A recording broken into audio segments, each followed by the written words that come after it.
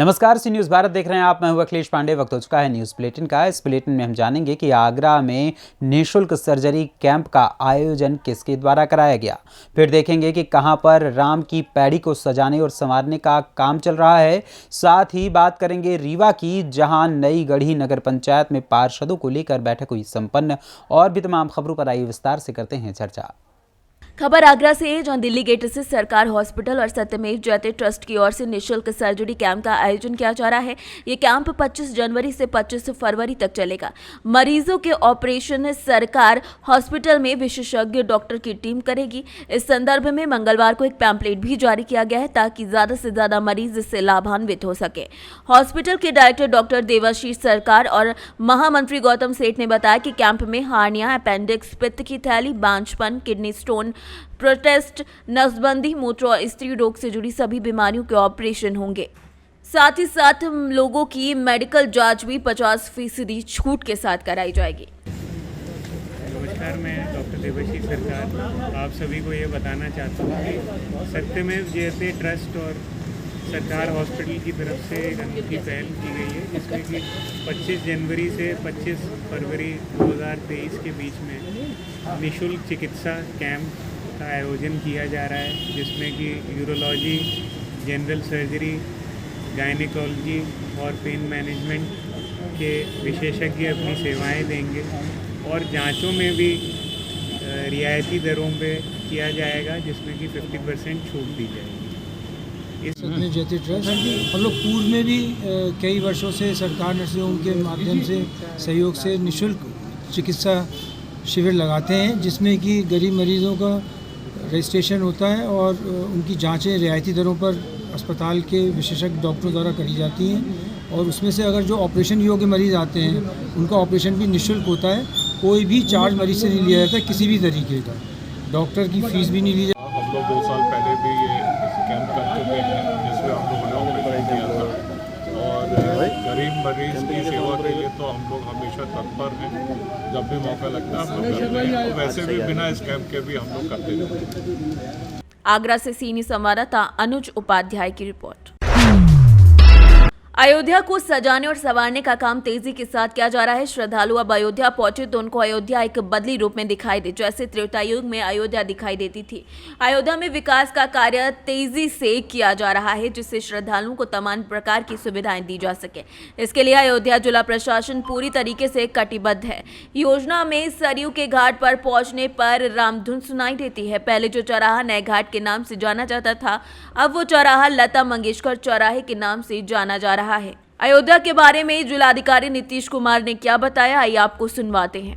नहीं, राम की पैड़ी में हम लोग फसाड का जो लाइटिंग है, फसाड लाइटिंग जो परमानेंट चले, उसके लिए हम लोग विचार कर रहे हैं। तो उसको हम लोगों ने अवलोकन किया है। उसमें और जो चीज़ है उसमें कैसे इम्प्रूवमेंट किया जा सकता है, उस पर हम लोग विचार किए कि क्या और इम्प्रूवमेंट किया जा सकता है। और राम की जो पैड़ी है उसमें जो फसाड है उसका अभी एक मिडिल पोर्शन में है, राइट और लेफ्ट में नहीं है। उसको भी हम लोग इस साल मतलब अगले साल 2023 में हम लोग उसको बनाएंगे। फसाड पूरा कंप्लीट होगा। जो स्वर्गद्वार का जो फसाड है उसको बेहतर रूप से हम लोग पूरे फसाड को 2023 तक कंप्लीट करेंगे। क्या पीपल गेट नहीं, राम की पैड़ी तो पूरा एक ओपन एरिया है और जो फसाड का जैसे आप कोई भी वो रेस्ट्रिक्टेड एरिया नहीं है, वहाँ पे सभी लोग आके देखते हैं। तो हम लोग और फ्यूचर प्लानिंग हम लोग राम की पैड़ी पे लाइट एंड साउंड का प्रोग्राम का एक अलग है, जैसे अभी हम दीपोत्सव में करते हैं। लेकिन फसाड का और फसाड लाइटिंग का कार्यक्रम हम लोग एक रेगुलर फेनोमेना के रूप में देखना चाह रहे हैं। अयोध्या से सीनियर संवाददाता सुनील की रिपोर्ट। खबर एटा से है, जहां दबंगों को उधार सामान देना दुकानदार को भारी पड़ गया। दबंगों ने दुकानदार को जमकर पीटा। गंभीर घायल अवस्था में परिजनों ने जिला अस्पताल में दुकानदार को एडमिट कराया है। दुकानदार और दबंगों के बीच नोकझोंक का वीडियो भी सोशल मीडिया पर वायरल हो रहा है। ये मामला 2 दिन पहले का बताया जा रहा है। थाना कोतवाली नगर SHO डॉक्टर सुधीर कुमार सिंह ने घायल का मेडिकल परीक्षण कराकर FIR दर्ज कर दिए हैं। थाना कोतवाली नगर के बस स्टैंड के पास का यह मामला बताया जा रहा है। एटा से सीनियर संवाददाता कौशल प्रताप सिंह की रिपोर्ट। खबर गोंडा से है, जहां डीएम ने विकास कार्यों की मासिक बैठक की और संबंधित अधिकारियों को आवश्यक दिशा निर्देश भी दिए।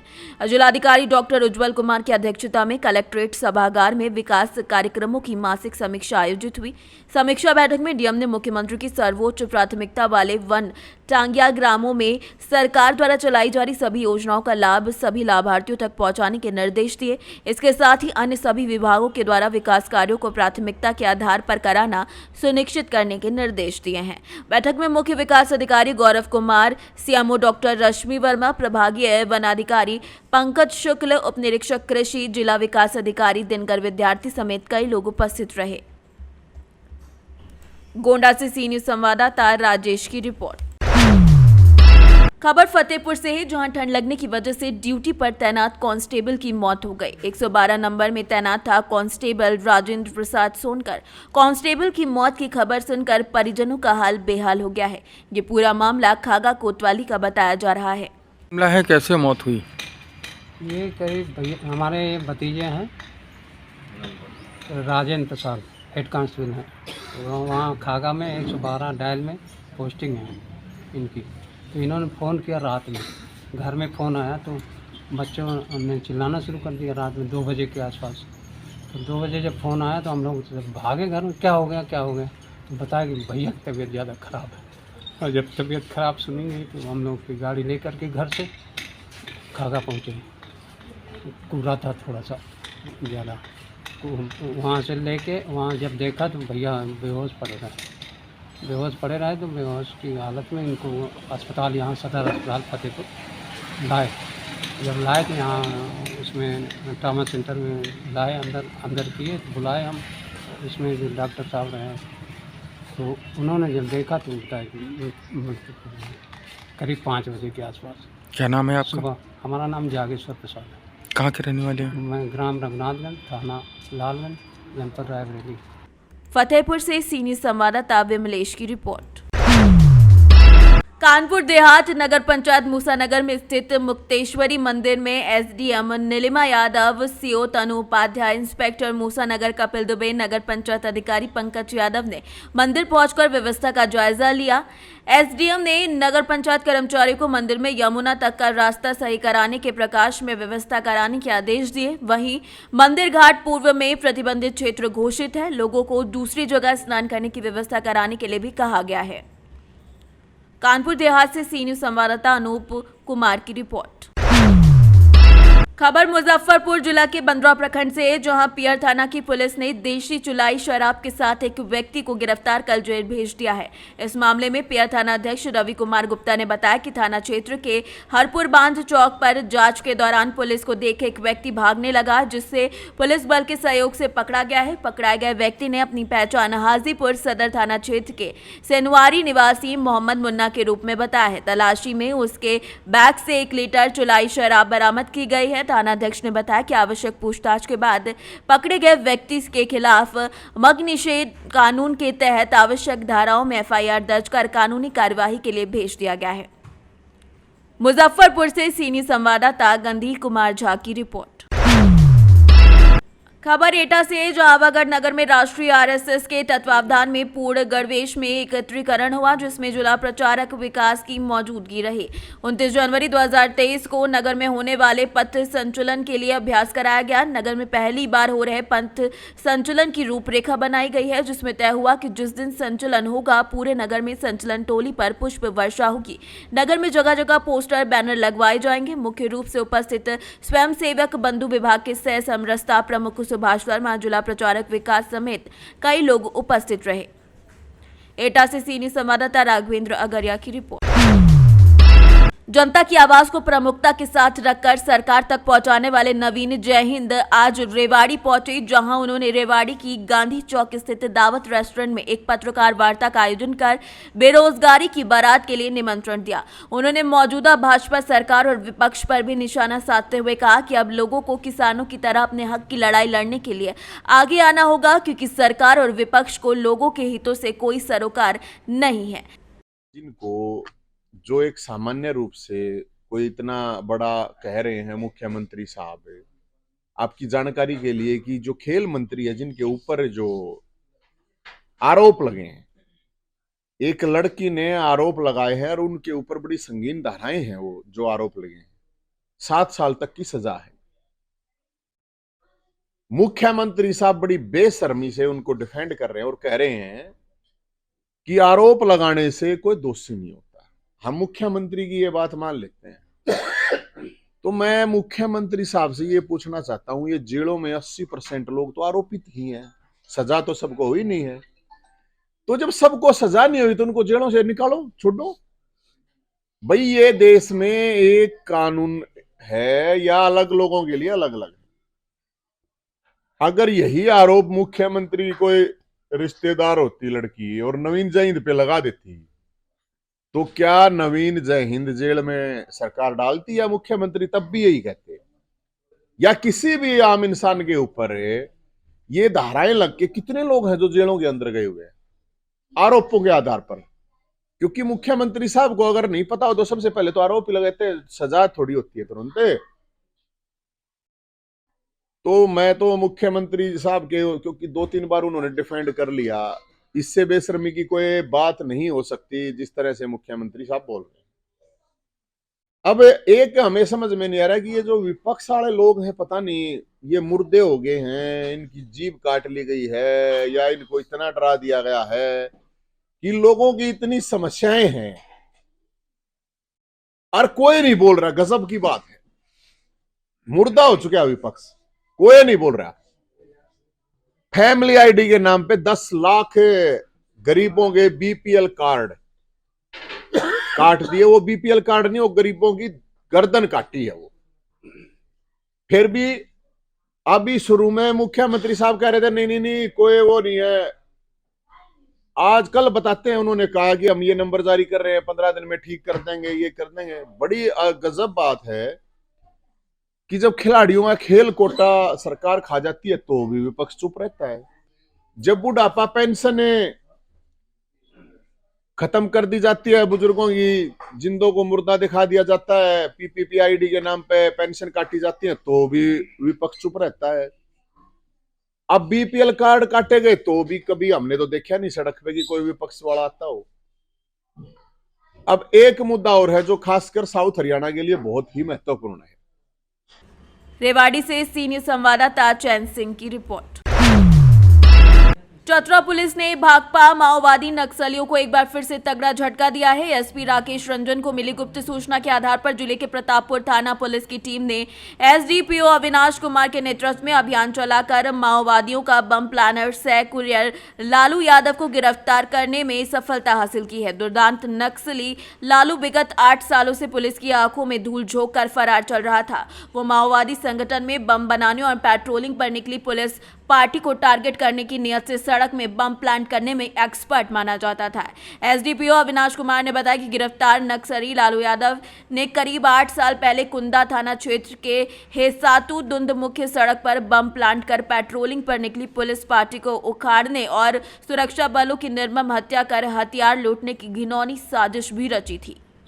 प्रतापपुर थाना कांड संख्या 111-15 जो माओवादी के अगेंस्ट में 17 CLA एक्ट के तहत एवं अन्य धाराओं में दर्ज किया गया था। उसके एक नामजद अभियुक्त लालू यादव जो कुंदा के रहने वाले हैं और जो माओवादी समर्थक और जन मिलिशिया के सदस्य भी हैं, उनको आज हम लोगों ने गिरफ्तार किया है। वह कांड के फरार अभियुक्त थे और उनको हम लोग भी न्यायिक अभिरक्षा में भेज रहे हैं। कब से फरार चल रहा था सर? ये लगभग 7 सालों से फरार चल रहे थे उसमें। झारखंड से सीनियर संवाददाता लक्की की रिपोर्ट। करीब 1 सप्ताह पहले रोहतास में योगदान देने के बाद एसपी विनीत कुमार मीडिया से रूबरू हुए। सासाराम के DRDA सभा कक्ष में आयोजित प्रेस वार्ता के दौरान उन्होंने साफ कर दिया कि वो बात नहीं बल्कि काम करने में विश्वास रखते हैं और रुक कर उनका हमेशा एकदम बरकरार रहेगा। उन्होंने स्पष्ट किया कि अपने 2 साल के कार्यकाल के दौरान जो भी वो करके जाएंगे उसी के आधार पर उन्हें याद किया जाएगा। ये दूरी को देखते हुए जो है बेसिकली यहाँ पे ऑलरेडी एक कार्यालय बना हुआ है, तो जनता के अनुरोध पे हमने एक हफ्ते में लोग जो मिलने आ रहे थे वो बता रहे थे कि दूरी से उनको आना पड़ता है, तो हमने विचार किया कि एक हफ्ते में 1 दिन यहाँ पे दिया जाए। सर रोहतास जिला बड़ा जिला है, ऐसे जो होती है वो घटनाएं को ज्वाइनिंग एक अलग चीज़ है, किसी घटना का होना एक अलग चीज़ है, दोनों को रिलेट करके नहीं देखा जा सकता है। उस समस्या को हम लोग जो है शांतिपूर्ण तरीके से उसको हल कर लिए हुए हैं। अभी जिले का चूँकि ये जस्ट अभी हमारी ज्वाइनिंग हुई है तो तो उनको हम देख रहे हैं क्या यहाँ की समस्या, उनका स्टडी कर रहे हैं हम लोग अभी। उस मामले में सर 2 गिरफ्तारी भी सर हुई है, क्या लगा है? हाँ, 2 गिरफ्तारी हुई है और बाकायदा हम लोग का ट्विटर हैंडल है उस पर हम लोगों ने फेसबुक पे उसी समय गिरफ्तारी के समय हम लोगों ने डाल दिया था। अनुसंधान जब आगे बढ़ेगा तो आप लोग को इसमें जो है आगे हम लोग बताते रहेंगे। ये समीक्षा के उपरांत ज्ञात होगा। बेसिकली आज भी हम लोग मीटिंग किए हुए थे, जिला प्रशासन की संयुक्त बैठक थी। हम लोगों ने कई बिंदुओं को उस संबंध में चर्चा किया है। तो एक टीम की तरह हम लोग जिला प्रशासन के साथ काम कर रहे हैं। कोई भी अगर समीक्षा में लगे कि सुधार की आवश्यकता है या रणनीति में बदलाव की आवश्यकता है तो उसको हम लोग करेंगे। फिर सर रात को पेट्रोलिंग को लेकर होने के बावजूद भी चूँकि अब 112 का सिस्टम लागू हो गया है ERSS का, तो कोई भी जनता को लगता है कि कहीं पर भी पुलिस की आवश्यकता है, जहाँ पर भी गश्ती लगता है अपेक्षित नहीं है तो 112 की टीम को कोई कहीं भी बुला सकते हैं, पहली बात। और ऐसे पॉकेट्स की हम लोग पहचान करेंगे, वहाँ क्या उपाय अपनाए जा सकते हैं, स्थानीय लोगों से हम लोग कंसल्ट करके उसको हम लोग लागू करेंगे। घटना देखिए आप हमसे अलग से डिटेल हमसे आप शेयर कर लीजिएगा, क्योंकि अब ये बात हमको बता रहे हैं तो इसकी हम जाँच करवाएंगे कि किनको जानकारी थी, किस परिस्थिति में कितने बजे पहुँचे हैं, तो जाँच का विषय है। हमको लगता है इसका रिप्लाई तो ऐसे सुन के नहीं दिया है। रोहतास से सी न्यूज संवाददाता पंकज कुमार की रिपोर्ट। रोहतास जिला मुख्यालय सासाराम सदर अस्पताल में स्वास्थ्य विभाग के अधिकारियों और कर्मियों के साथ सिविल सर्जन द्वारा समीक्षात्मक बैठक की गई। बैठक में सिविल सर्जन के तिवारी ने कहा कि रोहतास जिले में स्वास्थ्य विभाग के द्वारा प्रत्येक माह में समीक्षात्मक बैठक की जाएगी। इसी के तहत आज भी समीक्षात्मक बैठक की गई है। उन्होंने कहा कि स्वास्थ्य विभाग में चल रहे जितने भी नेशनल प्रोग्राम है उनके बारे में समीक्षा की गई है। समीक्षात्मक बैठक में स्वास्थ्य विभाग के द्वारा चलाए जा रहे योजनाओं और कार्यों की अद्यतन जानकारी ली गई है। स्वास्थ्य विभाग की समीक्षात्मक बैठक जो हर महीने होती है वही हो रही है। पहले CRDA में होती थी, आज वहाँ कुछ और कार्यक्रम था इसलिए नहीं हो रही। क्या क्या बैठक में सर दिया जा रहा है? नहीं, सब पूरे महीना का कार्यों का समीक्षा किया जाता है। जितना नेशनल प्रोग्राम चल रहा है उसमें क्या क्या कमी है, उसको कैसे दूर करना है, इसी को डिस्कस। रोहतास से सी न्यूज संवाददाता पंकज कुमार की रिपोर्ट। फिलहाल के लिए इस न्यूज़ बुलेटिन में इतना ही। देश दुनिया की तमाम खबरों के लिए देखते रहें सी न्यूज़ भारत। हर खबर आपके साथ, आपके हाथ।